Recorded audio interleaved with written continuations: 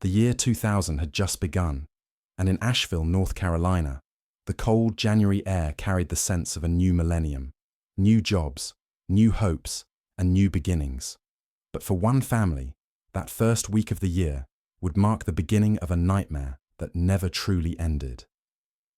On the night of January 2nd, 18-year-old Zebb Quinn left his shift at Walmart with the kind of plans that seemed ordinary. He had been talking about buying a car, a sporty Mitsubishi Eclipse, something that would mark his first real taste of independence. To his co-workers, it was just another late Sunday evening. To Zebb's family, it was supposed to be just another night he would come home safe. But that night would be the last time anyone who loved him would ever see him.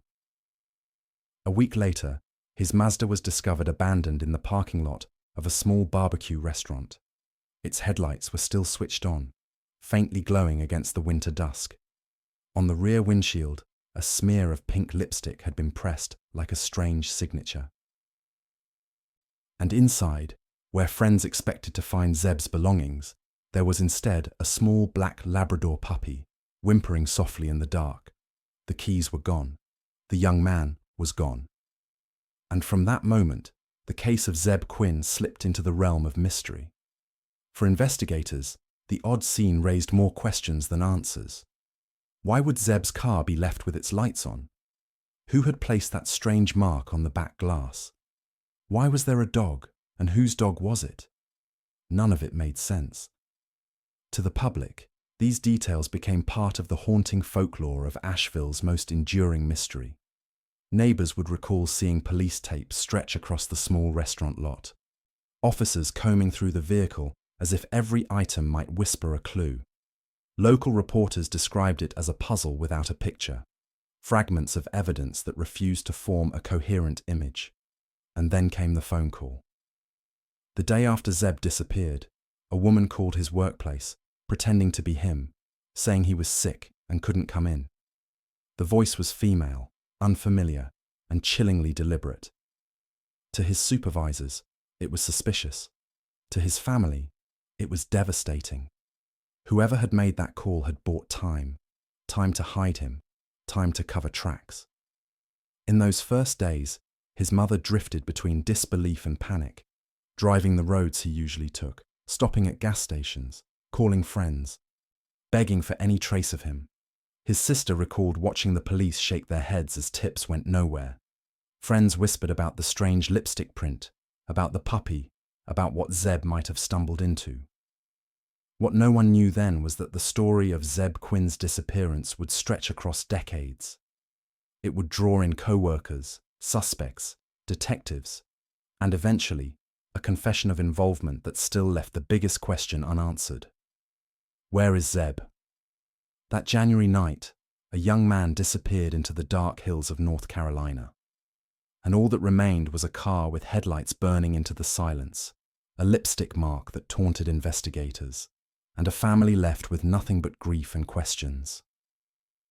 Nestled in the Blue Ridge Mountains of western North Carolina, Asheville was known at the turn of the millennium as a place where life moved at a steady, comfortable rhythm. The small city had its share of tourists, drawn by art galleries, mountain trails, and the lively downtown. But for locals, Asheville in 2000 was still the kind of town where you recognized faces at the grocery store, where church bells marked Sunday mornings, and where young people like Zebb Quinn dreamed of what came next in life. Zebb was only 18, a recent high school graduate with a sharp mind for technology. He loved video games, computers, and tinkering with gadgets. Friends remembered him as goofy and kind-hearted, someone who made others laugh without trying. His family described him as gentle, a young man with a quiet determination to make something of himself. He didn't drink heavily, didn't cause trouble, didn't run with dangerous crowds. In many ways, he was just a typical Southern teenager standing at the edge of adulthood. Those who knew him well could still picture the way he'd push his blonde hair out of his eyes when he was concentrating, or how his blue eyes lit up when talking about cars. Cars, for Zebb, were more than just machines. They represented freedom. He had been saving money from his job at Walmart, determined to buy his own sporty car. The Mitsubishi Eclipse he had been eyeing wasn't just a vehicle. It was a milestone, a first step into independence, into being seen as a man instead of just someone's son. Family members later spoke about his excitement in the days leading up to his disappearance. He talked constantly about finally getting behind the wheel of the Eclipse. Co-workers said he had a bounce in his step, the kind of energy that comes when you feel life opening up. No one who saw him that weekend would have guessed that his story was about to become one of North Carolina's most enduring mysteries. Asheville in 2000 wasn't immune to crime, but violent mysteries were rare enough to shock the community. Missing person flyers weren't something you expected to see taped to light poles downtown, and when someone disappeared, people noticed. That was especially true for someone like Zebb, so young, with no history of running away, no signs of depression, no debts or enemies. His mother recalled the way he still left notes if he was going to be late, or the way he checked in after long shifts. To her, the idea that he would vanish without a word was unthinkable. His sister Heather described him as thoughtful, sometimes shy, but always dependable. Friends said he was the kind of guy who'd give you a ride home after work or lend you money for lunch, even if he barely had enough himself. At 18, Zebb stood on that fragile line between adolescence and adulthood. He had a steady job, loyal friends, a close-knit family, and dreams just beginning to take shape. That was the picture of him that lingered in Asheville, the ordinary boy with extraordinary kindness, until the night of January 2nd changed everything. Because in a city where life usually felt safe, the disappearance of someone like Zebb didn't just wound a family, it shook an entire community, forcing neighbors to question how quickly the familiar could vanish, how a place you thought you knew could suddenly hide something unexplainable. January 2nd, 2000 was a Sunday night, the kind of winter evening when the chill set in early and the streets of Asheville quieted after the holiday season. For most, it was a night of rest before the work week began. But for 18-year-old Zebb Quinn, it was a night of anticipation. He clocked out of Walmart around 9 p.m. after a long shift in the electronics department. A co-worker later remembered Zebb laughing as he grabbed his jacket, his energy unusually high for someone just finishing a shift. He wasn't heading straight home that night. Instead, he had plans that felt exciting and grown up. He was going to look at the Mitsubishi Eclipse he had talked about endlessly. Waiting outside was his co-worker, 22-year-old Robert Jason Owens. Owens wasn't just another name from the employee roster. He was someone Zebb trusted, the kind of older friend who seemed to know about cars and how to get a good deal. That night, Owens offered to drive with him to check out the Eclipse. It sounded harmless. Two co-workers, both into cars, taking a short trip to see if this one was worth buying. They left the Walmart parking lot together, Owens in his truck and Zebb following in his own Mazda. Cameras caught them driving away just after 9:15. That was the last time Zebb was captured on record alive. According to Owens, the drive took an unexpected turn. Not long after leaving Walmart, Zebb received a page on his beeper. This was 2000, and cell phones weren't yet in every teenager's pocket. A pager buzz meant urgency. Owens told police that Zebb pulled over, read the message, and suddenly became frantic. He supposedly told Owens he had to leave, that something had come up, though he never explained what. Owens claimed Zebb sped off into the night, disappearing down the dark road. It was a strange detail, too vague, too convenient. Who had paged him? Why would Zebb, who had been so focused on his car plans, abandon them so suddenly? Investigators later tried to trace the page, but the answers only raised more questions. Back at home, Zebb's family expected him to walk through the door, maybe later than usual, but still home. His mother recalled leaving a light on, listening for the familiar sound of his car pulling up. By midnight, the light still burned, but the driveway was empty. Morning came, and still no sign of him. Friends tried calling his beeper, but there was no response. He hadn't shown up at work the next day either. For a teenager who was known to be reliable and steady, this was alarming. It was as if he had driven off into the winter night and been swallowed whole by the mountains surrounding Asheville. Owens later told police he went on alone after Zebb left him, but even in those first hours, the story felt shaky. A sudden page, a frantic departure. No one in Zebb's life could think of a reason he would just take off. That night, January the 2nd, marked the last verified moment anyone saw Zebb Quinn alive. A young man who had started his evening thinking about cars and independence had vanished into the silence of a North Carolina night. In the days after Zebb Quinn vanished, the spotlight turned to the last person known to have seen him alive, his coworker and supposed friend, Robert Jason Owens. Owens became the centerpiece of the story, not because he wanted to be, but because every trail investigators followed eventually led back to him. Owens's version of events was simple on the surface. He and Zebb had left Walmart together to check out the eclipse. Somewhere along the way, Owens said, Zebb received a page that visibly rattled him. The message was never publicly disclosed, but according to Owens, it caused Zebb to panic. Owens claimed Zebb pulled over, scribbled down the number, and then sped off into the night, leaving him behind. That was the last Owens supposedly saw of him. At first, investigators had little choice but to take the story at face value. There was no crime scene, no signs of struggle, just a young man who had vanished after a sudden page. But almost immediately, details about Owens's story began to unravel. Police noted inconsistencies. For one, Owens failed to mention the page when he was first questioned, only bringing it up later after he had time to consider his account. Even stranger, just one night after Zebb went missing, Owens himself was hospitalized following a mysterious car accident. He told police he had blacked out, crashed his vehicle, and couldn't remember much about what happened. To investigators, it looked like a diversion, an attempt to create confusion or cover up time unaccounted for. Friends of Zebb found it hard to believe the story. They remembered Zebb being excited about seeing the car. For him to suddenly change his mind and race off into the dark without explanation didn't fit his character. Even if he had been paged by someone urgent, why wouldn't he tell Owens what was happening? Why leave without a word? And why never call his family? Detectives pressed Owens, but he stuck to his narrative. He had no idea where Zebb went, no idea why he disappeared.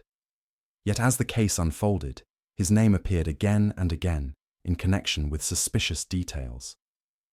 One of the most haunting came from the workplace itself. The day after Zebb's disappearance, a call came in to Walmart. A woman's voice claimed to be Zebb, saying he was sick and couldn't make it to work. The voice was clearly female, and employees immediately found it strange. Who would impersonate him, and why? The call suggested someone wanted to buy time, to create the illusion that Zebb was still out there, choosing not to come in. Owens denied knowing anything about it, but to investigators, it was one more layer of deception, one more indication that Zebb hadn't simply vanished on his own. By the end of that week, Owens's story stood as the only thread connecting Zebb to the outside world that night. And yet, it was riddled with holes big enough to swallow an 18-year-old boy and leave behind nothing but silence. Neighbors, co-workers, and even strangers in Asheville began to whisper. If Owens was telling the truth, then where had Zebb gone? And if Owens wasn't, then how deep did his involvement really run? For Zebb's family, these questions were unbearable. Each passing day meant less chance of finding him safe, and every answer Owens gave seemed to take them further from the truth. That Sunday night ended with two young men driving off into the darkness of North Carolina. Only one of them ever came back. It was a week after Zebb Quinn vanished when the clue everyone had been waiting for finally appeared. On January 6th, his 1990 Mazda protege was discovered parked in the lot of a small family-run restaurant called Little Pig's Barbecue. The place was closed that night, its neon signs dark, the lot mostly empty, except for one car sitting strangely out of place. At first glance, the Mazda looked ordinary, but closer inspection revealed details that were anything but. The headlights were still switched on, though the battery had long since drained. On the rear windshield, smeared across the glass, was a pink lipstick print, perfectly placed, almost as though someone had pressed a kiss onto the glass as a calling card. And inside the vehicle, officers found something even more unsettling. A small black Labrador puppy, alive, shivering, and whimpering in the cold. For Zebb's family, the discovery should have been a moment of relief. Instead, it deepened the mystery. The car was there, but Zebb was not. The belongings inside didn't add up. A few soda bottles, a hotel keycard from a local inn, and the dog, none of it tied back to Zebb. He hadn't owned a dog. He hadn't been staying at that inn. And the lipstick mark. No one could say what it meant or who had left it. Detectives treated the vehicle as a crime scene, taping off the lot and photographing every inch. News crews caught images of the Mazda being towed away, the faint glow of its headlights still visible in the dusk. To the public, the lipstick print quickly became a haunting symbol. It was bold, deliberate, and intimate, yet in this context, sinister. Was it a taunt from whoever had taken Zebb? A sign meant to confuse investigators? Or something left behind without meaning at all? Then there was the puppy. Animal control was called in, and the dog was taken to safety, but its presence gnawed at everyone involved. Why abandon a living creature in a missing person's vehicle? Some wondered if the puppy was meant to distract police, to muddy the waters. Others believed it was symbolic, a cruel message only the perpetrator understood. When the car was dusted for fingerprints, the results brought little clarity. Smudges and partial prints were found, but none conclusive. The hotel keycard led nowhere, the lipstick couldn't be traced to anyone, and the puppy's origin remained a mystery. For Zebb's family, the discovery of the car was devastating. His mother drove past the restaurant lot where the Mazda had sat, imagining her son climbing out, imagining the last time he might have touched the steering wheel. She later said it felt like a cruel trick, the hope of finding him replaced with more confusion. Asheville residents watched the case grow darker. Theories bloomed. Some speculated Zebb had been lured into a trap, the car abandoned as part of a cover-up. Others whispered about drugs, relationships, or debts, though nothing in Zebb's life supported those ideas. The truth was, nobody knew. But one fact remained. Zebb Quinn was gone, and his car, left glowing in the night, lipstick smeared across its glass, a puppy inside, was the only silent witness to what had happened. The day after Zebb Quinn vanished, before anyone knew about the lipstick-marked Mazda or the abandoned puppy, there was a phone call. On the morning of January 3rd, just hours after Zebb failed to come home, Walmart received a call on its main line. A supervisor picked up. On the other end, a voice claimed to be Zebb. The caller said he was sick and wouldn't be coming into work that day. It was short, almost casual, the kind of excuse an employee might make after a restless night. But there was one problem. The voice wasn't Zebb's. The supervisor knew him well enough to recognize the difference. This was a woman, trying to pass herself off as the missing teenager. The tone was deliberate, almost rehearsed, as if she had practiced the words. When asked later, employees described the call as off, unconvincing, unsettling, and deeply suspicious. When investigators traced the call, the story grew even stranger. Records linked it to a woman who worked with both Zebb and Robert Jason Owens. She was someone known to them socially, though never considered close. When questioned, she admitted to making the call, but insisted it had been Owens who asked her to do it. According to her, Owens told her Zebb was sick and simply asked her to phone in the excuse. To police, this was more than suspicious. Why would Owens need someone else to call in for Zebb? Why use a woman's voice, one that would so obviously not match his own? It felt like a clumsy attempt to cover time, to make it seem as though Zebb was still out there, alive, making choices for himself. For Zebb's family, the call was like a punch to the gut. His mother later said it was the moment she knew something terrible had happened. Zebb would never ask someone else to lie for him. He was dependable, almost to a fault. If he were sick, he would have called in himself. If he couldn't, he would have told his family.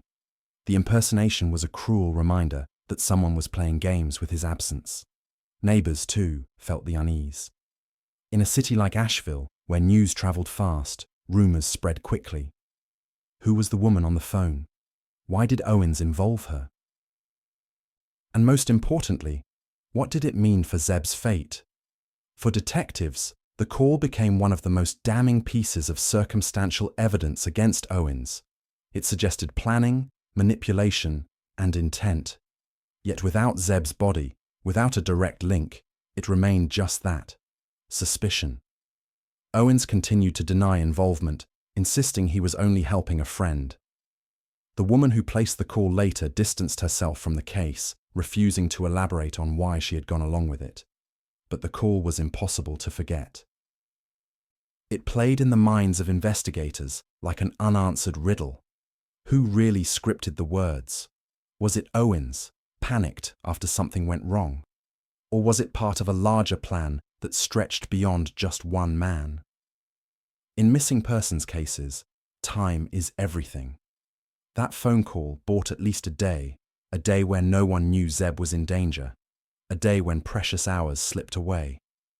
By the time the truth about it emerged, Zebb had already been gone too long, and for those who loved him, the sound of that false voice on the line was more chilling than silence, because silence left room for hope.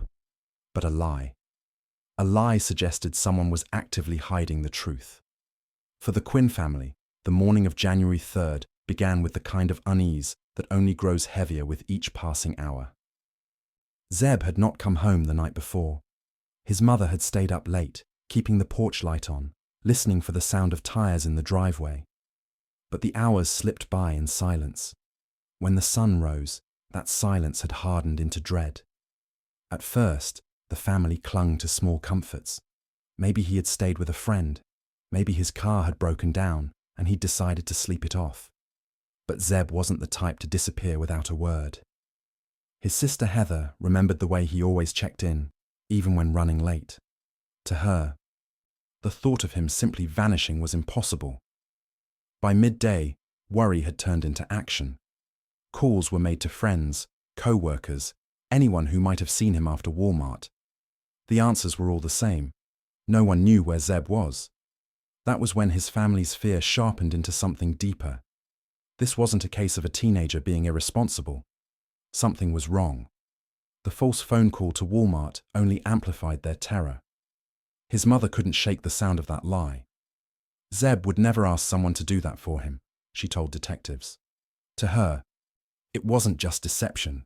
It was proof that someone else had stepped into her son's life, controlling the story of his absence. Soon, flyers went up around Asheville. Zebb's smiling face, his blonde hair and blue eyes were posted on telephone poles and taped to storefront windows. His family drove the streets, scanning parking lots, wooded trails, and back roads, calling out his name. His mother later said she kept expecting to spot his car, to see him wave, to feel the nightmare dissolve. But each search ended in the same cold emptiness. The community began to rally. Neighbors helped distribute flyers. Local news covered the case, replaying the details of the lipstick-marked Mazda, the mysterious call, the co-worker's strange story. At vigils, candles flickered against the winter air as people prayed for answers. Inside the Quinn household, the mood was different. Hope battled against dread. His mother, exhausted, sat by the phone, waiting for it to ring. His sister tried to balance belief with reality, knowing her brother wouldn't vanish, but fearing what that meant. Friends dropped by to comfort them, but their visits carried an unspoken truth. Everyone sensed the odds were darkening. Detectives visited often, asking the same questions. Who might want to harm him? Did he have enemies? Was he in trouble? Each time, the family's answers were the same. Zebb wasn't like that. He was steady, dependable, a kid who worked hard and dreamed of cars and computers. He had no reason to run. The uncertainty was its own kind of torment. Every time the phone rang, they jumped. Every rumor carried weight. His mother described lying awake at night, replaying every detail of his last days, asking herself what she might have missed. The house, once full of small, familiar sounds, now felt unbearably quiet. For families of the missing, the days after a disappearance blur into each other, half filled with desperate searching, half swallowed by the kind of silence that feels louder than any noise. For the Quinns, each dawn brought the same painful reality. Zebb was gone, and no one could tell them why. As the days turned into weeks, one name kept circling back to investigators, reporters, and even the whispers of Asheville residents: Robert Jason Owens. He was, after all, the last known person to see Zebb Quinn alive. At first, Owens's story seemed straightforward. He and Zebb had left Walmart together on the night of January 2nd. They were supposed to check out the Mitsubishi Eclipse that Zebb had been saving for. But Owens claimed their plans unraveled after Zebb received a page on his beeper. According to him, Zebb became frantic, scribbled down the number, and then sped away, leaving Owens behind. He insisted he hadn't seen Zebb since, but the more Owens talked, the less sense his story made. Detectives quickly noticed how his account shifted from one telling to the next. In one version, he claimed he followed Zebb part of the way before turning back. In another, he said Zebb had driven off so suddenly that he couldn't keep up. Details that should have been clear, where exactly they pulled over, how long they spoke, what Zebb's mood had been, changed each time Owens was asked. Then came another troubling detail. Just hours after Zebb's disappearance, Owens himself ended up in the hospital. He had been involved in a single car accident, crashing his Ford pickup truck into a telephone pole. When questioned, Owens said he had blacked out behind the wheel. He couldn't remember what caused the crash or what had happened in the moments before. To detectives, the timing was more than suspicious. The hospital visit revealed injuries, broken ribs, a fractured skull, that kept Owens off his feet for weeks. Some investigators wondered, had there been a struggle? Had something happened between him and Zebb that night that spiraled out of control? The accident felt less like coincidence and more like aftermath. Then there was the phone call. Investigators learned that Owens had asked a female acquaintance to place the call to Walmart, pretending to be Zebb. To police, this wasn't just strange, it was incriminating. Why would Owens orchestrate a fake sick call unless he was trying to buy time, to make it seem like Zebb was alive and simply skipping work? When confronted, Owens downplayed it. He said Zebb had asked for the favor, that he was just helping out. But no one who knew Zebb believed that. And every time Owens tried to explain, he only seemed to dig himself deeper. To the Quinn family, hearing his name tied so closely to their son's disappearance was agonizing. They had never known him well. But the idea that someone Zebb trusted, a coworker, a supposed friend, might have been involved in his vanishing was a betrayal too sharp to process. Reporters covering the case picked up on the inconsistencies too. Headlines hinted at Owens's suspicious behavior, at his accident, at the fake phone call. Public opinion began to turn. In the cafes and grocery stores of Asheville, people speculated openly. Robert Jason Owens knew more than he was saying. And yet, in 2000, there wasn't enough evidence to charge him. Circumstantial suspicion wasn't the same as proof. Owens walked free, the official line still being that Zebb Quinn was missing under mysterious circumstances. But even in freedom, Owens carried a shadow. Detectives kept him in their sights, convinced that his story was a mask hiding something darker, and as years passed, their instincts would prove chillingly accurate. For investigators, the most frustrating part of the case wasn't just Owens's shifting stories, it was the bizarre trail of evidence that seemed to lead nowhere. Every clue surrounding Zebb Quinn's disappearance looked like it should mean something, but each one only deepened the confusion. Take the lipstick mark. It wasn't smudged, accidental, or faint. It was deliberate, pressed onto the rear windshield of Zebb's Mazda with almost theatrical care. It looked less like a message of affection and more like a mocking signal. Detectives considered the possibility of a girlfriend or secret relationship, but those close to Zebb insisted he wasn't romantically involved with anyone at the time. The print could not be traced, and no one ever admitted to leaving it. To this day, its meaning remains one of the strangest unanswered questions in the case. Then there was the puppy. The small black Labrador had been left inside the car as though abandoned.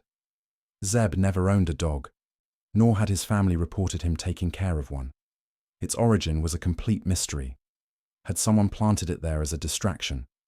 Was it connected to whoever moved the car? Even stranger, the dog was healthy and unhurt, almost as if someone cared enough to leave it alive, but not enough to explain why. The other items inside the car didn't add up either. A hotel keycard was found tucked inside, linked to a local inn. Investigators followed the lead, but it went cold. The room the card belonged to was never tied to Zebb, and no one at the hotel remembered seeing him. Empty soda bottles, random scraps, none of it pointed to anything solid. For the Quinn family, these odd details felt like cruel tricks. Each discovery raised their hopes, only to crush them with more uncertainty. His mother later described the lipstick print and the puppy as taunts, symbols left behind by someone who knew exactly how much pain they would cause. In Asheville, rumors spread like wildfire. Some whispered that Zebb had been caught up in a love triangle gone wrong. Others believed the strange evidence pointed to a drug connection, though nothing in his background supported it. There were even theories of a staged disappearance, with Zebb choosing to vanish for reasons unknown. But his family rejected that outright. He had no reason to run, no desire to abandon the life he was just beginning to build. The inconsistencies only added to the legend. A young man disappears after work. His car is found a week later, headlights burning, a lipstick print mocking investigators, a puppy whimpering inside. A coworker's story doesn't line up. A mysterious phone call pretends he's alive. For locals, it read less like a police file and more like the outline of a Southern Gothic mystery. Detectives worked every angle. They re-interviewed Owens, searched the woods, tested evidence, tracked phone records. But every thread frayed at the edges. Without a body, without a confession, the case hovered in limbo. And in that limbo, the manhunt for answers turned into something else, a haunting. The lipstick, the dog, the keycard, each one sat in the case file like an unanswered riddle. And the longer they stayed unsolved, the more people whispered that maybe this wasn't just a disappearance. Maybe it was a message. In the months following Zebb Quinn's disappearance, leads dried up. The lipstick, the puppy, the keycard, all were catalogued, investigated and filed away, but none produced a breakthrough. Tips slowed. Search parties dwindled, and after the first anniversary passed, it became harder to keep the case in the headlines. By the mid-2000s, the story of the missing Walmart employee had become one of Asheville's most enduring mysteries. Families new to the city heard it like a cautionary tale. Don't walk alone at night. Don't trust everyone you work with. The Quinn family never stopped hoping, never stopped pushing, but even their pleas couldn't stop the case from sliding into the category investigators dread most: cold. Detectives still had their suspicions. And all roads led back to Robert Jason Owens. But suspicion wasn't enough. With no body, no direct evidence, and no confession, prosecutors couldn't bring charges. Owens continued to live in the area, working construction, blending back into the fabric of the community.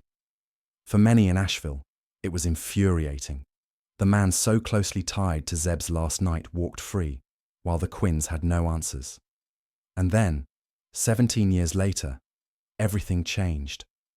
In March of 2017, news broke that Owens had been arrested and charged with the murders of two people, his neighbours, a young couple named Christy and J.T. Codd. The brutality of the crime stunned the region. Owens had lured them under the pretense of work, then killed them and attempted to destroy their remains. The story made national news, and suddenly, the name Robert Jason Owens was back in every headline, and with it, the name of Zebb Quinn. As investigators dug deeper, Owens made a shocking admission. In the course of his legal troubles, he confessed to having knowledge of Zebb's fate. According to court documents, Owens admitted to helping dispose of Zebb's body after his death. But as with everything else in this case, the confession left more questions than answers. He never revealed where Zebb's remains were, nor the full circumstances of his death. To this day, the exact details remain sealed in shadows. For the Quinn family, the confession was both vindication and heartbreak. Vindication, because after nearly 2 decades, their instincts had been confirmed. Owens was involved. Heartbreak, because even with that admission, they were no closer to bringing Zebb home. His body has never been recovered, his final moments never explained. The revelation sent shockwaves through Asheville. Locals who had once whispered about Owens now spoke openly of him as a predator hiding in plain sight. Journalists revisited the case, replaying the eerie details, the lipstick, the dog, the phone call. All of it pointed back to Owens, and now the city knew he was capable of horrific violence. And yet, despite the confession, the mystery wasn't solved. In some ways, it had only deepened. Why had Owens waited so long? Was he protecting someone else? Did the bizarre details, the lipstick, the puppy, tie back to him? Or were others involved? Without a full accounting, Zebb's story remained incomplete. For the Quinn family, the years of waiting had carved deep lines of grief. They had long stopped expecting happy endings. But the possibility of one small mercy, recovering their son's remains, remained out of reach. 17 years after that January night, Owens's crimes proved what many had feared all along. But they also ensured that the disappearance of Zebb Quinn would never fade into obscurity. Instead, it became part of Asheville's collective memory, the case that refused to die, the mystery that lingered even when answers seemed within reach. For the Quinn family, the disappearance of Zebb was not just a mystery, it was a wound that never closed. Every January, as the anniversary approached, the ache returned sharper, as if time had only pressed the absence deeper into their lives. His mother spoke often about the empty chair at the dinner table, the unopened gifts on birthdays and Christmases, the silence in a home once filled with the sound of her son's laughter. Heather, Zebb's sister, described the experience as living in a constant state of half-grief. "We can't mourn him properly," she once said, "because we don't know where he is. We can't lay him to rest. And until that happens, we're stuck in the same night, over and over again." For her, the pain was not just losing a brother, it was losing closure, the chance to say goodbye. Even as years passed, the family continued to search in their own ways. They kept his photos fresh, organized vigils, and spoke to reporters whenever the case was mentioned. They refused to let his story fade. For them, hope had changed form. It was no longer about finding Zebb alive, but about bringing him home, even if only his remains. The community of Asheville carried the memory too. Those who were young adults in 2000 still recall the flyers plastered on telephone poles, the candlelight vigils outside churches, the way parents warned their kids to be careful, because if it could happen to someone like Zebb, it could happen to anyone. In a small city surrounded by mountains, the case left a scar, proof that even in quiet towns, shadows could stretch long. When Owens confessed to being involved years later, the news rippled through the town like an old wound being torn open. For many, it was confirmation of what they had always suspected. For others, it was rage. How could someone walk free for 17 years while a family drowned in uncertainty? And even with that confession, the most important piece, the location of Zebb's body, remained hidden. The Quinn family has spoken about the way their grief has evolved. In the early years, it was frantic energy, searching, hoping, imagining every knock at the door might be him. Later, it became a kind of numb endurance, living alongside the ache, doing what they could to honor him. And yet, every time a tip line rang, every time a stranger said they thought they saw him, that spark of desperate hope flickered again. For the people of Asheville, Zebb's case became something larger than one family's loss. It became a reminder of the fragility of trust, the cruelty of lies, and the deep cracks that can run beneath ordinary lives. His name still surfaces in true crime discussions, podcasts, and local memory, carried forward as both a warning and a plea for justice.